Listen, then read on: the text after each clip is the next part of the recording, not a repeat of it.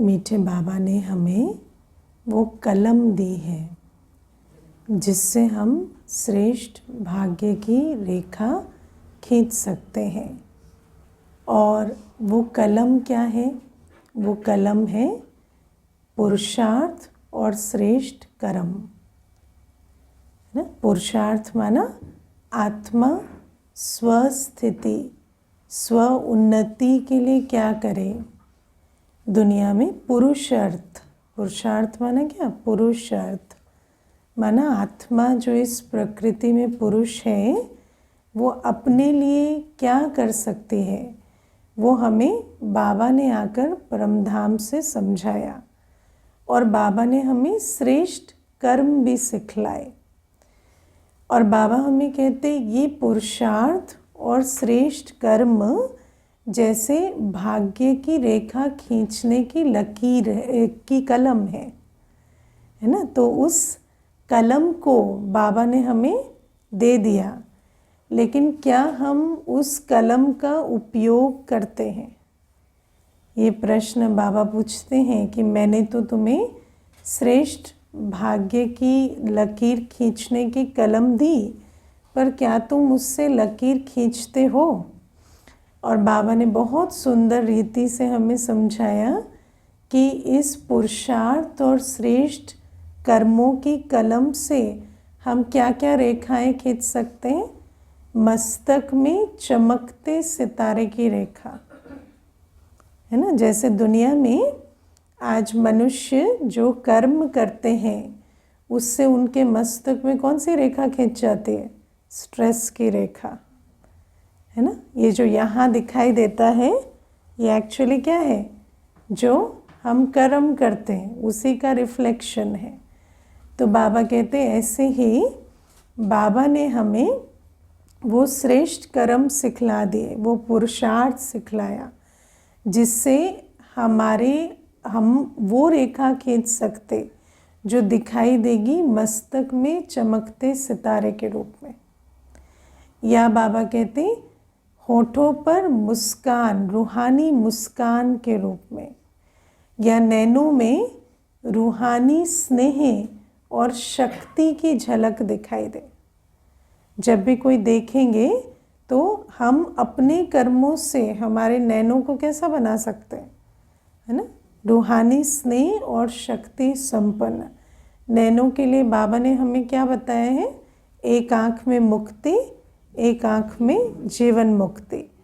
अगर सारे दिन एक आँख में मुक्ति, एक आँख में जीवन मुक्ति रखें तो नैन कैसे हो जाएंगे, है ना। नैन तो रूहानी स्नेह, रूहानी शक्ति से संपन्न हो जाएंगे। फिर बाबा हमें कहते मुख से श्रेष्ठ और मीठी वाणी। सिर्फ मीठी वाणी नहीं, मीठी वाणी तो बहुत तरीक़ों से कही जा सकती, लेकिन श्रेष्ठ और मीठी वाणी, ऐसी वाणी जो आत्मा को श्रेष्ठ भी बनाए और मिठास का भी अनुभव कराए। ये रेखा भी हम अपनी वाणी में खींच सकते हैं। बाबा कहते दिल में ये रेखा नज़र आए कि दिल में एक दिलाराम की याद में हम लवलीन हैं।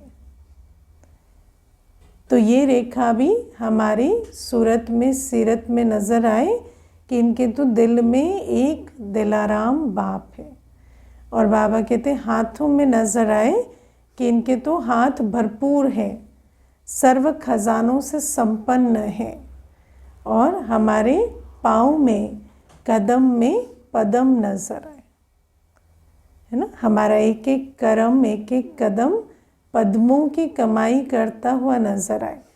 तो बाबा कहते ये जो रेखाएं हैं ये स्पष्ट खींच ली हैं। अभी हमारी सूरत सीरत में ये रेखाएं नज़र आती हैं। जैसे दुनिया में व्यक्ति हाथ की रेखाओं को देखता है और कहता है कि इनका तो बहुत ऊंचा भाग्य है। तो हम भाग्यवान आत्माओं की सिर्फ हाथों में नहीं, है ना, हमारी तो नैनों में, मुख में, मस्तक में, है ना, दिल में, हाथों में, पाँव में, ये सारी रेखाएं नज़र आती हैं। तो क्या ये भाग्यवान, क्योंकि बाबा हमें कहते दुनिया में कोई भी आत्मा, चाहे धर्मात्मा हो, महात्मा हो, कोई भी हो, वो हमारे जैसा भाग्यवान नहीं, क्योंकि हमारा भाग्य कौन बना रहा है? स्वयं भाग्य विधाता। तो जब भाग्य विधाता ने हमारे हाथ में श्रेष्ठ कर्मों और पुरुषार्थ की कलम देकर भाग्य की रेखा खींचना सिखाया है, तो क्या हमने ये रेखाएं खींची हैं?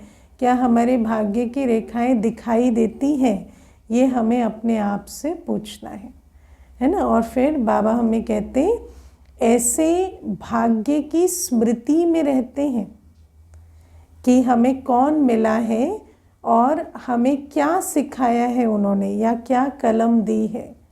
क्योंकि कई बार क्या होता कि भाग्य तो है लेकिन स्मृति नहीं है तो कुछ भी नहीं है ना। तो बाबा कहते कि मैंने तुम्हें इतना ऊंचा भाग्य दिया है, पर विस्मृत तो नहीं हो जाते, है ना। हमारे पास हमारा भाग्य क्या है? हम जब चाहें अपनी दृष्टि बदल सकते, हम जब चाहें दाता बन सकते, हम जब चाहें एक्सपेक्टेशन छोड़ सकते, हम जब चाहें अपनी भरपूर अवस्था में स्थित हो सकते, हम जब चाहें हमारी वाणी बदल सकते, हम जब चाहें अपने भाग्य के अनुभव में स्थित होकर भाग्यवान पने का नशा जागृत कर सकते, है ना। लेकिन बाबा कहते विस्मृत हो जाए कि हम ये कर सकते हैं। जैसे मुझे अभी पीछे एक बहन आई थी, तो कहती कि मुझे तो ये पता ही नहीं था कि हम अपने संकल्पों को बदल भी सकते। मुझे पता नहीं था कि मैं आत्मा का मन है और मन में मैं थॉट क्रिएट करती हूँ, मैं उसको चेंज कर सकती हूँ। तो क्योंकि पता नहीं था तो इतने सालों सोचते थे कोई ऐसा कर रहा है तो ऐसा ही सोचेंगे, वो ऐसा परिस्थिति ऐसी है तो ऐसा ही सोचेंगे। तो कहती ये एक चीज़, वो कहती मुझे कुछ भी और समझ में नहीं आया है, मैं सिर्फ टीवी का प्रोग्राम देखती थी, मुझे एक बात समझ में आई कि आप अपने थॉट के क्रिएटर हैं, आप उसे चेंज कर सकते हैं।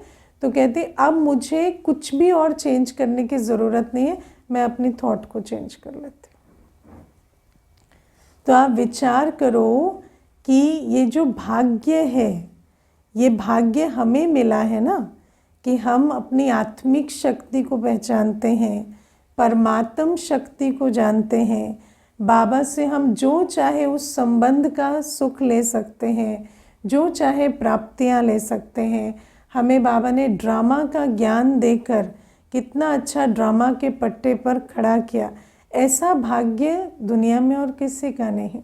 लेकिन बाबा कहते क्या तुम स्मृति में रहते हो, या कभी कभी वो स्मृति मर्ज हो जाती है ना। क्योंकि अभी तक क्या सोचा था, भाग्यवान वो जिसकी परिस्थिति ठीक है ना। भाग्यवान कौन?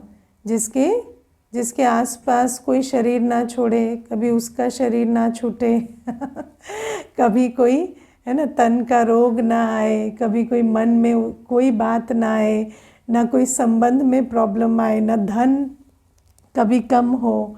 लेकिन बाबा कहते वो क्या है? वो तो भ्रम है, वो भाग्य नहीं है, वो तो भ्रम है ना।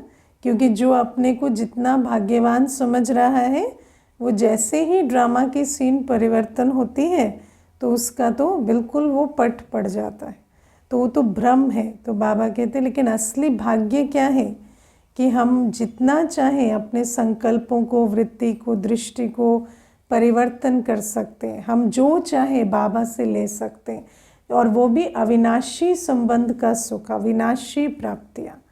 और बाबा कहते इस भाग्य को क्या मर्ज कर देते हो या इमर्ज रूप में रखते हो।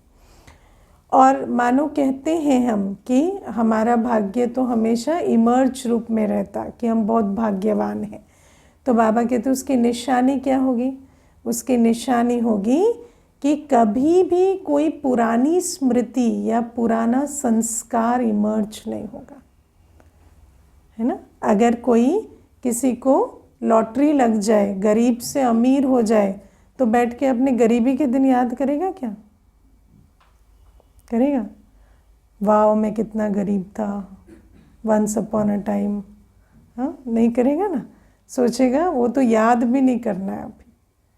तो बाबा कहते हैं ऐसे वो जो पुरानी स्मृतियां हैं, पुरानी जीवन हमारे, उस जीवन में हम क्या चलन चलते थे, क्या बातें हुई, वो कभी याद नहीं आएंगी।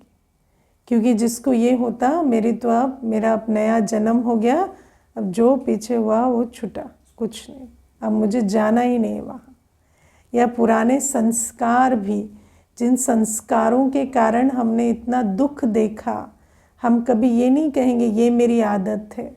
मालूम पड़ गया कि इस संस्कार ने तो मुझे बहुत दुख दिया, अब तो मुझे बाबा ने नए संस्कारों से जैसे सुसज्जित किया है, तो मैं उन दैवी संस्कारों को यूज़ करूं। मुझे वो संस्कार और वो स्मृतियों पर हम कभी लौट कर नहीं जाएंगे, है ना। जिनको पुराने संस्कार, पुरानी स्मृतियां याद आती हैं, माना भाग्य का नशा नहीं, हमें क्या मिला उसका अभी तक नशा नहीं चढ़ा है ना। और फिर बाबा हमें, देखो बाबा हमें कितना सुंदर, बाबा हमारी ड्रेस से लेकर हमारा सब कुछ बदल देते, है ना। बाबा हमारी बिल्कुल नई जीवन बना देते। फिर उस पुरानी जीवन में जाने की ज़रूरत क्या है। कोई अगर कहे भी ना आपकी तो ये नेचर होती थी, आप तो ऐसे थे, तो उसको भी रहम दिली से देखना होता है, क्योंकि उसको नहीं पता कि अब तो हमारा नया जन्म हो गया, अब हमारी कहाँ वो पुरानी बातें, है ना। तो बाबा कहते हैं ये अपने अंदर लेकिन कितना पक्का होना चाहिए कि वो तो पुराने जन्म की पुरानी बातें, पुराने संस्कार थे, उनको अब हमें याद भी नहीं करना कभी, क्योंकि हमारा भाग्य तो बहुत ऊंचा हो गया। और फिर बाबा हमें कहते हैं एक तो अपने भाग्य की स्मृति से निशानियाँ, ये रेखाएं खींचनी है। और आज प्यारे बाबा हमें कहते हैं बाप दादा क्या चाहते हैं हमसे, है ना। तो बाबा क्या चाहते हैं कि बच्चे अब पुरुषार्थ स्वरूप नहीं, प्रारब्ध स्वरूप में स्थित हो जाए, है ना। जैसे बाबा ये भी अंडरलाइन कराते हैं कि पुरुषार्थ से ही प्रारब्ध बनता है। अब पहली बात है पुरुषार्थ है क्या, है ना। तो जैसे हम अमृत वेला करते हैं, मुरली सुनते हैं, ज्ञान के मनन चिंतन में रहते हैं, बाबा की याद में रहते हैं, हमारे जीवन, हमारा हर जीवन का हर अंग पवित्र है, या हम तन मन धन से सेवा करते हैं। बाबा कहते हैं क्योंकि ये बातें हमारी पुरानी जीवन में संस्कार रूप में नहीं थी, तो नेचुरल है कि उसको करने में थोड़ी मेहनत तो लगी। शुरू में अमृत वेला उठे तो भी मेहनत से उठे, रोज़ मुरली क्लास भी अटेंड की तो मेहनत से की, हर बात में एफर्ट लगा क्योंकि नया कर्म था। लेकिन बाबा कहते अब वो जो एफर्ट है वो हट जाना चाहिए और पुरुषार्थ जो है वो नेचुरल हो जाए।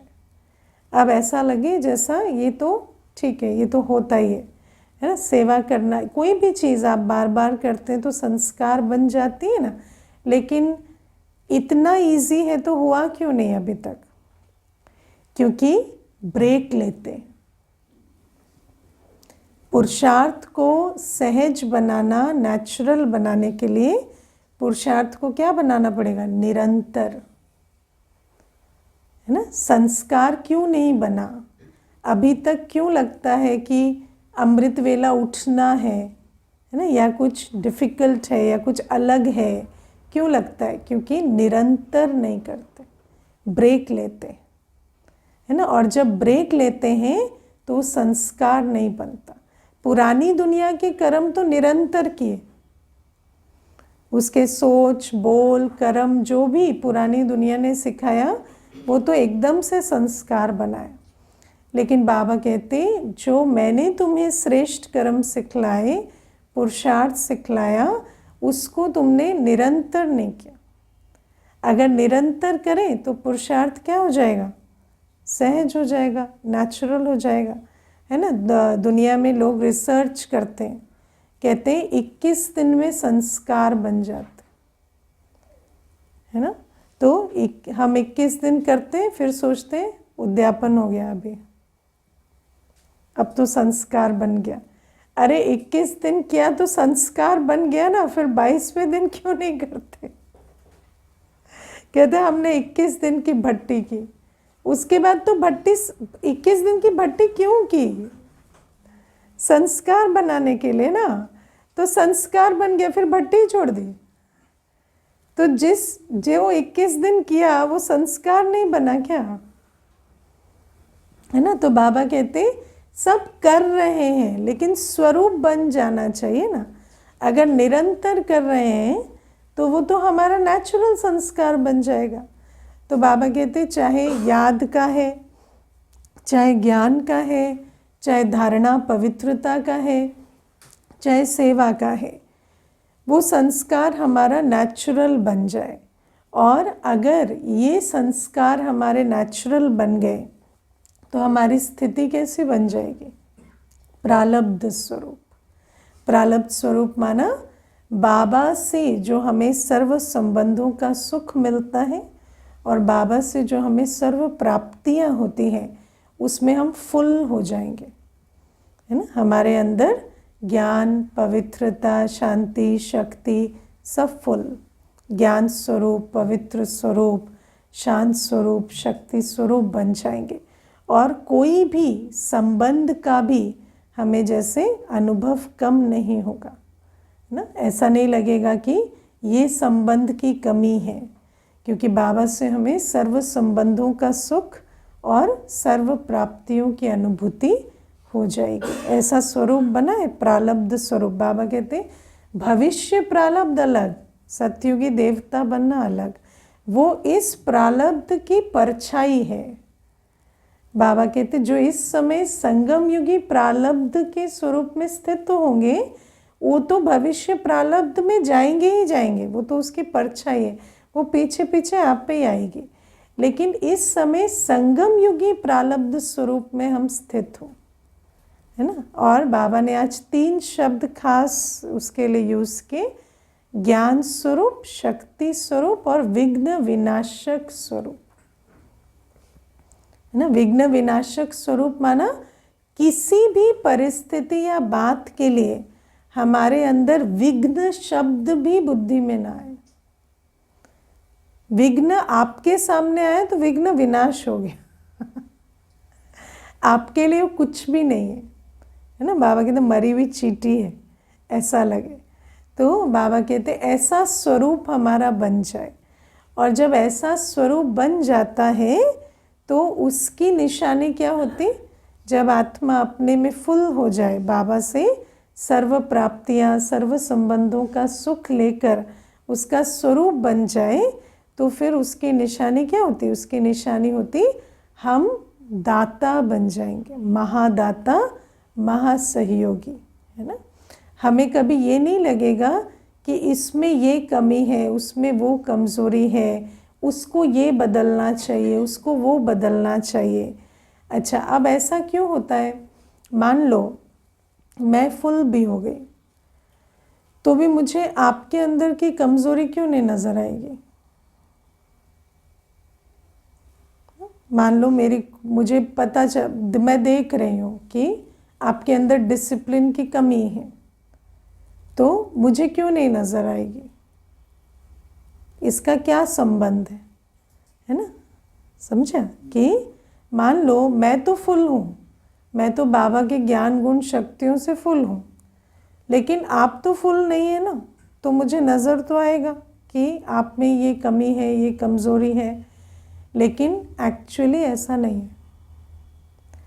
हमें आपको ये एक स्पिरिचुअल लॉ है जो आज साइकोलॉजी भी इसके बारे में बहुत बात करती है कि हमें वो दिखता है जो हमारे अंदर है। हम कभी भी दूसरे की कमी नहीं देखते। हम क्या देखते? जिसको हम प्रोजेक्शन कहते हैं। आप अपनी कमी को ही दूसरे में प्रोजेक्ट करते है ना। जैसे मान लीजिए मेरे में सहन शक्ति की कमी है, तो मैं क्या कहूँगी? वो क्यों नहीं सहते? क्यों कहूँगी? क्योंकि मैं चाहती हूँ वो सहे ताकि मुझे ना सहना पड़े, क्योंकि मुझे सहना आता नहीं। और अगर मुझे सहना आता है तो मुझे कभी सोच नहीं चलेगी कि ये क्यों नहीं सहते।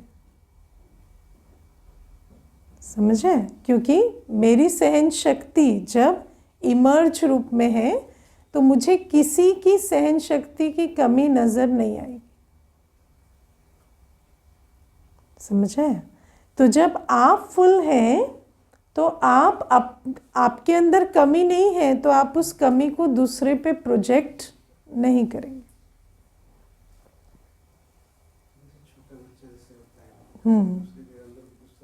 हाँ, तो उसके अंदर नहीं है तो वो आपसे उसको कोई तकलीफ नहीं ना। तो बाबा कहते हैं ये जो नियम है इसे हमें समझना है।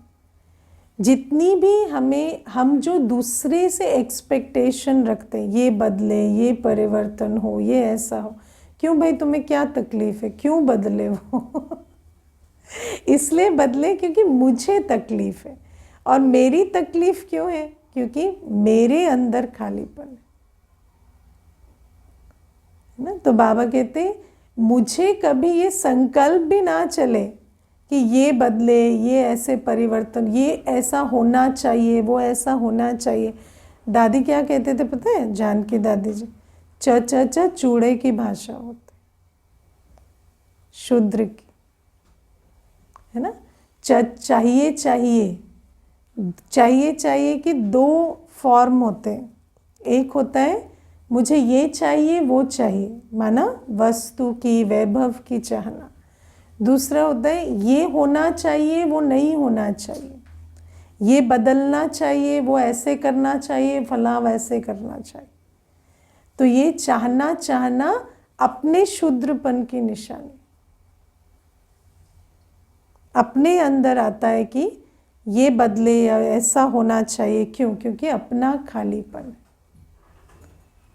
और बाबा कहते हैं ये जो खालीपन है ये भरपूर कैसे होगा? जब हम अपने श्रेष्ठ, जो बाबा ने हमें कर्म सिखलाए हैं, जो कलम दी है, जब हम उसको प्रयोग करेंगे तो ये खालीपन पूरा होगा, है ना। देखो, जो सत्य है वो ये है कि इस संसार में आत्मा को सर्व संबंधों का सुख और सर्व प्राप्तियां सिर्फ और सिर्फ एक बाबा दे सकते हैं। सिर्फ और सिर्फ परमात्मा शिव बाबा से आत्मा को भरपूरता मिल सकती है। लेकिन जब से हम द्वापर युग से आए तो हमारे अंदर एक भ्रम हुआ कि ये जो संबंध का सुख है और ये जो प्राप्तियां हैं ये हमें वस्तु, व्यक्ति, वैभव से मिलती हैं। उसका एक बैड सब्स्टिट्यूट हमें मिलता रहा और हम उस भ्रम में चलते चले गए। और वो भ्रम टूटा भी नहीं। क्यों नहीं टूटा? क्योंकि वो जो बैड सब्स्टिट्यूट है वो मोर और लेस स्टेबल था, है ना। वो चल रहा था, वो मिल रहा था, है ना। लेकिन हम उसे बैड सब्स्टिट्यूट क्यों कहते हैं? क्योंकि अगर प्यार मिला तो प्यारे क्यों नहीं बने? शांति मिली तो शांत स्वरूप क्यों नहीं बने? खुशी मिली तो खुश सुख स्वरूप क्यों नहीं बने? तो हमें लगा हमें मिल रही है, लेकिन अगर मिलती तो भरपूर हो जाते ना। लेकिन मिल नहीं रही थी, पर वो भ्रम जो है वो बना रह रहा था, क्योंकि कहीं ना कहीं वो जो बैड सब्स्टिट्यूट है वो स्टेबल था। अब जैसे जैसे वो बैड सब्स्टिट्यूट भी अनस्टेबल होने लगा, है ना। देखो, मैं आपको एक बात बताती हूँ। कल एक बहन आई थी, बहुत अच्छी उसने बात सुनाई। उसने मुझे कहा कि मैं बहुत एक्यूट एंग्जाइटी में हूँ आजकल। तो इतनी एंग्जाइटी कि मैं आपको बता नहीं सकती, मुझे हर बात से फियर होता है। तो मैंने कहा ये कैसे हुआ? तो कहती मैं तो बिल्कुल ठीक थी, 2 साल पहले ये शुरू हो गया। तो मैंने कहा अच्छा, 2 साल पहले अचानक शुरू हो गया? तो कहती हाँ, अचानक शुरू हो गया। फिर धीरे धीरे कोर्स कराते कराते फिर और बातें जब हुई तो धीरे धीरे समझ में आया कि बचपन से है ना। भय का संस्कार, घबराहट का संस्कार बचपन से है। लेकिन बचपन में जो पिताजी थे उनका शरीर छूट गया था। तो जैसे ही पिताजी का शरीर छूटा तो नाना नानी ने, है ना, जैसे अपने पालना दी, तो नाना नानी और माँ दोनों साथ में थे। तो क्योंकि वो साथ में थे तो वो जो बैड सब्स्टिट्यूट आपको लग रहा है ना, कोई हमें हिम्मत दे रहा है, साहस दे रहा है, साथ दे रहा है, तो वो चलता रहा, पर वो भ्रम है ना। फिर जब कोविड आया तो नाना नानी दोनों का शरीर छूट गया। तो जब दोनों का शरीर छूट गया तो जो अंदर है वो बाहर आने लगा, समझे? तो ये जो सिलसिला ये ऐसा है कि हम द्वापर युग से क्योंकि विकर्म किए, तो विकर्म किया तो खाली होते चले गए, खाली हुए, लेकिन हमने सोचा कि हर चीज़ के रिफ्लेक्शन में, उसके साथ में हमें वो खालीपन की महसूसता नहीं हो रही थी। और मोर और लेस कोई चीज़ जाती थी, कोई आ जाती थी, कुछ ना कुछ हो जाता था, तो हम सोचते थे सब अंदर ठीक है, बाहर जो है वो थोड़ा ऊपर नीचे होता है तो हमें अंदर थोड़ा फील होता है। लेकिन हमें ये कभी समझ में नहीं आया कि जो बीच बीच में दिखाई देता है एक्चुअली वो अंदर का हाल है। और अभी क्या हो रहा है, अभी ये जो सारी बातें नज़र आ रही हैं, है ना, अंदर का भय, स्ट्रेस, टेंशन, चिंता, दुख, है ना, हर प्रकार की चीज़ें जो उद्गार दिखाई दे रहा है, वो क्यों दिखाई दे रहा है? क्योंकि बाहर की स्टेबिलिटी बहुत कम हो गई आजकल। तो जिन चीज़ों के रिफ्लेक्शन में हम ठीक ठाक लग रहे थे, अब वो भ्रम टूटने लगे हैं। तो वो जो अंदर पहले भी ऐसा ही था, अभी भी ऐसा ही है, पर अब वो प्रत्यक्ष होने लगा।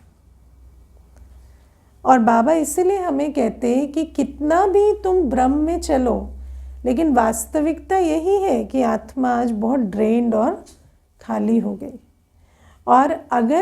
और बाबा, और कितनी बड़ी बात है कि जो भरपूर करने वाला है, जो सर्व संबंधों का, सर्व प्राप्तियों का सागर है, वो हमारे पास आकर पहुंच गया, है ना। लेकिन अभी भी क्योंकि वो भ्रम है, हम पूरा बाबा का नहीं बनते, है ना। वो भ्रम के कारण पूरा बाबा का नहीं बनते। पूरा बाबा का बन जाएं, पूरी श्रीमत पर संपूर्ण रूपेण चलें, तो कैसे बन जाएंगे? फुल। और बाबा कहते हैं जब फुल हो जाएंगे ना, तो सबसे ज़्यादा अनसर्टेनिटी, सबसे ज़्यादा कोलैप्स के समय में भी आपको एक भी संकल्प नहीं चलेगा ये ऐसा नहीं होना चाहिए था, वो वैसा नहीं होना चाहिए था। क्योंकि वास्तव में हमारे संकल्प हमारी स्थिति का दर्पण है, परिस्थिति का नहीं। तो हमारे संकल्प और भावनाएं कभी भी चाहिए कि ऐसा होना चाहिए, वैसा होना चाहिए, नहीं चलेंगे अगर हमारे अंदर भरपूरता है। और बाबा कहते जब हम बच्चे ऐसे फुल होकर संगम युगी प्रालब्ध स्वरूप में स्थित होकर, है ना, लेकिन बाबा बार बार अंडरलाइन भी कराते हैं, उसके लिए पुरुषार्थ ही विधि है ना। पुरुषार्थ नेचुरल बने उतना पुरुषार्थ करना है। लेकिन मैं ऐसा समझती हूँ, जो मेरा निजी अनुभव है, कि इस समय जो हम पुरुषार्थ करते हैं और जो आदि में पुरुषार्थ हुआ उसमें बहुत अंतर है। इस समय हमें समय की और बाबा के साथ साथ पूर्वज आत्माओं की भी बहुत शक्ति प्राप्त है। अगर हम अभी देखें तो पहले तो सिर्फ बाबा था, अब तो बाप समान जो आत्माएं बनी हैं, है ना। आप सोचो, मान लो 108 तैयार हुए होंगे या 8 जो भी तैयार हुए हैं, जो पूर्वज आत्माएं अपनी संपन्न स्थिति में स्थित हुए, उन संपन्न आत्माओं की भी हमारे पास बहुत शक्ति है। और मैं कई बार हमने अनुभव किया कि अमृत वेला बैठते हैं तो सिर्फ बाबा नहीं आते, दादी भी आती, मम्मा भी आती, है ना। जानकी दादी जी जब अव्यक्त हुए तो जानकी दादी जी हर एक को जैसे, है ना, अमृत वेले या योग में दिखाई देते थे, नज़र आते थे। तो आप सोचो कि हमारे पास कितनी पालना है आज, और कितना हमारे पास ज्ञान का भी खजाना है। जो ज्ञान बाबा मुरली के रूप में देते, उस मुरली को जिन्होंने धारण किया, उन सबकी धारणा की क्लासेस का बल आज हमारे पास है ना। उनके अनुभव, उनकी धारणाएं, सब कुछ हमारे पास है। तो आप सोचो आज हमारे लिए पुरुषार्थ को सहज बनाना क्या मुश्किल है। आज हम चाहें तो वही ज्ञान, वही गुण धारण करने के लिए, योग करने के लिए आज आपके पास, आपको 8 घंटा योग करना है, आपके पास 16 घंटे की कमेंट्री रेडी है।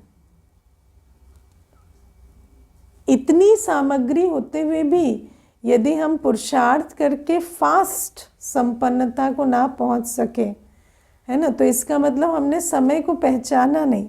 बाबा हमें कहते हैं ये समय ही है, last so fast, fast so first, है ना। लेकिन माया भी, बाबा कहते जैसा हमें जैसे जैसे ड्रामा संगम युगी ब्राह्मणों के लिए बहुत एक्यूरेट होता है, तो माया भी खूब, है ना। तो आजकल ब्राह्मण भी क्या कर रहे हैं, नींद, फोन, आराम, है ना। तो बाबा कहते बस मायाजीत बनो। तुम्हारे पास last so fast, fast so first जाने की बहुत सामग्री है, ज्ञान की इतनी सामग्री। वैसे तो मुरली में बाबा कहते हैं कि ज्ञान की कोई सामग्री नहीं है ना। ज्ञान तो बीज है, ज्ञान तो जैसे फुल स्टॉप है। लेकिन भक्ति की सामग्री जितनी हमारे पास आज ज्ञान की सामग्री, है ना। तो बाबा हमें कहते इतनी सामग्री होते भी यदि हम ज्ञान स्वरूप ना बन पाए, गुण स्वरूप ना बन पाए, तो बात ही क्या है। तो बाबा कहते समय के इशारे प्रमाण, ड्रामा प्रमाण। अब हमें ड्रामा प्रमाण अवसर भी है और आवश्यकता भी है। अवसर भी ये है कि हम संपन्न संपूर्ण बन सकते बहुत फास्ट, और आवश्यकता भी ये है क्योंकि बाबा कहते हैं डायमंड जुबली हो गई, अभी तो डायमंड जुबली के भी आगे हो गई, है ना। तो डायमंड जुबली हो गई और डायमंड नहीं बने। तो बाबा कहते स्थापना के कार्य की डायमंड जुबली हो गई ना। अभी आप भले 2 साल पहले आए, हम 1 साल पहले आए, लेकिन जब स्थापना के कार्य की डायमंड जुबली हो गई तो हमारे पास उतना बल है और समय की पुकार है कि अगर हमें ब्रह्मा बाप के साथ जाना है तो अब हम जल्दी जल्दी बाप समान स्थिति में स्थित हो जाए। तो आवश्यकता भी है और हमारे पास अवसर भी है और हमें बन जाना है। और बाबा कहते जब हम ऐसे बन जाएंगे ना, जब हमारा ऐसा संपन्न संपूर्ण स्वरूप प्रत्यक्ष होगा, तो बाबा कहते जैसे एक बाबा कहते एक होता था कि ब्रह्मा बाबा से साक्षात्कार होता था श्री कृष्ण का, वो अलग। लेकिन बाबा कहते चलते फिरते दैवी मूर्त बाबा नजर आते थे। ऐसा साक्षात रूप में लगता था जैसे श्री कृष्ण सामने हो, साक्षात्कार से नहीं, साक्षात रूप में। और बाबा कहते जब हम बच्चे ऐसी संपन्न संपूर्ण अवस्था में स्थित हो जाएंगे तो हम भी कैसे बन जाएंगे, साक्षात दैवी मूर्त। तब तो ब्रह्मा बाबा एक था, आज बाबा कहते अनेक बच्चे ऐसे साक्षात दैवी मूर्त बन जाएंगे।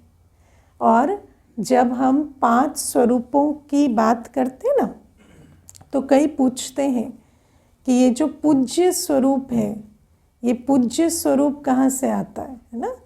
तो वास्तव में पूज्य स्वरूप का जो कनेक्शन है ना, जो द्वापर युग से हमारे चित्र बनेंगे, पूजा होगी, तो उसका कनेक्शन कहाँ से, ये जो संगम युग में जो हम अंतिम अवस्था हमारी जो ये साक्षात दैवी मूर्त की होगी, उससे जो आत्माओं को अनुभूति मिलेगी, उसकी यादगार में वो चित्र बनाएंगे। वो जो चित्र बनेंगे ना द्वापर युग में, वो इस एपिसोड की यादगार में बनेंगे, जो आत्माओं को हमारे साक्षात दैवी मूर्त से अनुभूतियाँ होंगी, उसकी यादगार में वो चित्र बनाएंगे। इसीलिए बाबा हमें कहते हैं कि इस समय जो तुम्हारी अवस्था बनेगी वो सिर्फ तुम्हारे 2 युगों सतयुग त्रेता युग के प्रारब्ध का आधार नहीं है। पूज्य स्वरूप में भी तुम्हारा जो चित्र बनेगा वो किस आधार से बनेगा? इस समय जो तुम संपूर्ण चरित्रवान के रूप में स्थित हो गए, तो जिस आत्मा ने आपको देखा, आपके दर्शन किए, वो कल उस स्मृति से, क्योंकि ये स्मृति तो उसकी लॉक हो गई ना चित्त में, तो उस स्मृति से वो द्वापर युग में आपके चित्र बनाएंगे। तो बाबा कहते इसीलिए हम बच्चों को अब अपने जो संपूर्ण साक्षात मूर्त में, साक्षात दैवी मूर्त में अब स्थित होना है और ऐसा दाता बनना है। और बाबा कहते तुम दाता तो बनो, तुम्हारी प्रजा और तुम्हारे राज परिवार रेडी है। बाबा कहते वो तैयार है। तुम जैसे ही दाता बनेंगे ना, वो आके तुम्हें चटक पड़ेंगे। और बाबा ने हमें आज कितनी सुंदर बात कही कि जब हम ऐसे संपूर्ण मूर्त में स्थित हो जाते हैं तो ऐसे बच्चे निकलेंगे जो इतनी फास्ट ऐसी आत्माओं का आह्वान होगा इस संपूर्ण मूर्त से, जिन बच्चों पर आपको मेहनत नहीं करनी पड़ेगी।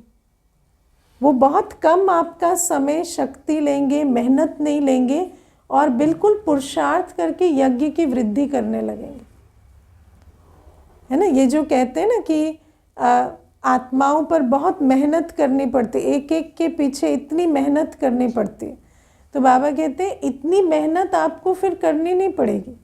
फिर आपकी जो ये अवस्था है, इससे मनसा शक्ति से ही ऐसी आत्माओं का जन्म होगा जो आत्माएं बहुत कम मेहनत लेंगी और ऐसे राइट हैंड बनकर तैयार होंगे कि आपको उन पर कुछ भी नहीं लगाना पड़ा और वो बिल्कुल यज्ञ की वृद्धि करने लगेंगे। सोचो बाबा हमें कितनी सुंदर कर्म की गति समझा रहे। और प्यारे बाबा हमें कहते हैं, मैंने तुम्हें होमवर्क दिया था, है ना, कि 9 लाख तैयार करो। तो 9 लाख क्या ऐसे एक एक को कोर्स करा के तैयार करोगे? है ना, तो 9 लाख अगर, और 9 लाख कौन? वारिस क्वालिटी, जो सत्यों की आदि वाले, तो उनको तैयार करना है। तो बाबा कहते अब अपनी अवस्था से, क्योंकि मनसा मनोबल को यूज़ करने का आधार क्या है? मनोबल तो तब यूज़ होगा ना जब आत्मा अपनी संपन्न संपूर्ण मूर्त में स्थित हो जाए। तो बाबा कहते इस मशीनरी से अब सेवा करो। अब वो सिर्फ वाणी, संबंध, संपर्क, उसकी मशीनरी को प्रयोग नहीं करो। वो भी करो, वो तो करना ही है, टाइम पास है ना। मैंने ऐसा अनुभव किया है, वो टाइम पास है। संगम युग का टाइम पास क्या है? आपकी वाणी, संबंध, संपर्क की सेवा आपका टाइम पास है। बाकी जो आपकी सेवा है वो तो मनोबल से होती है।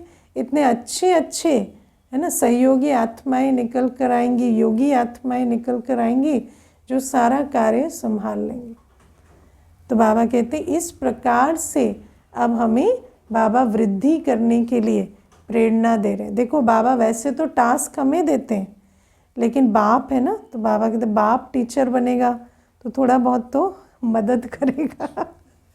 तो बाप टीचर बना है तो हमारे होमवर्क में भी वो कितनी मदद करते हैं कि कहते हैं ऐसे ऐसे करो तो 9 लाख तैयार हो जाएंगे, तो फिर सीज़न के अंत तक अपनी रिपोर्ट दे देना, है ना। तो बाप टीचर के रूप में है तो मदद भी करता है। तो आज ऐसे अनुभव कर रहे थे कि कितना मीठा हमारा बाबा है जो एक समय पर टास्क देता है, फिर दूसरे समय पर आकर उसका शॉर्टकट भी बताता है कि चलो भाई इनसे अकेले ना हो पाए तो ऐसा ना हो कि मेरे बच्चे कोई पीछे रह जाए, तो इजी विधि भी हमें समझा कर जाता है। और फिर प्यारे बाबा हमें कहते हैं कि जब कर्म भोग आता है, शरीर की व्याधि आती है, तो कर्मयोग से उस पूरे अनुभव को ऐसा बनाओ जैसे विष्णु शेषशय्या पर लेटे हैं, है ना, और ज्ञान रत्नों को सिमर कर हर्षित हो रहे हैं और ही मनन शक्ति से ज्ञान की गहराई में जाकर कई अनुभवों के मोती, है ना, जैसे मिल रहे हैं। तो मानो कभी शरीर के ऐसे पेपर आए जो लेटना भी पड़े तो कैसे लेटना है, हाँ, कर्मयोगी स्थिति में जैसे याद रखना कि हम कैसे लेटें, जैसे विष्णु शेषशय्या पर लेटे थे। और शेषशय्या पर कौन लेट सकेंगे? जिन्होंने पांचों विकारों को जीत लिया होगा, क्योंकि वास्तव में हम तंग किससे होते हैं? उन विकारों से होते हैं, मैंपन से होते हैं, है ना, मेरेपन से होते हैं। इस बात से तंग नहीं है, लेटना तो कितना सुखद अनुभव है ना लेकिन मैंपन, मेरापन है तो फिर उसमें भी। और बाबा कहते लेटे लेटे भी क्या नहीं कर सकते, ज्ञान का मनन कर सकते हो, गहराई में जा सकते हो, बाबा की ज्ञान की पॉइंट्स याद कर कर कितना हर्षित हो सकते हो। तो उस रूप से अपने को जैसे भरपूर करना है, और कर्म भोग जो है वो कर्म योग से एक सुखदायी अनुभव की तरह पार हो जाए। और बाबा आज कहते कि सफलता पानी है तो साहस चाहिए, है ना, क्योंकि कोई आपकी झोली में लाकर सफलता नहीं डालेगा, और क्यों भी डाले, है ना, खैरात की सफलता तो टिकेगी भी नहीं। तो बाबा कहते सफलता चाहिए तो उसके बीच में बहुत बातें आएंगी। जब कोई भी आप कर्म किए बिना तो सफलता नहीं होगी, जैसे ही कुछ करने लगेंगे पहले माया खड़ी हो जाएगी। माया किनको नहीं आती? जो कुछ करते नहीं। अगर माया से मुक्ति चाहिए, कुछ मत करो, माया बिल्कुल तंग नहीं करती। जैसे ही कुछ करेंगे माया आएगी। जब माया आती है तो दो ऑप्शन है, या तो आप डर कर पीछे हट सकते हैं या साहस से मायाजीत बन सकते। तो जो आत्मा कदम कदम पर डर कर पीछे हटने की जगह साहस से आगे बढ़ती है, वो धीरे धीरे धीरे एक एक कदम बढ़ा बढ़ाकर सफलता के परचम पर पहुंचती। ठीक है। ओम शांति।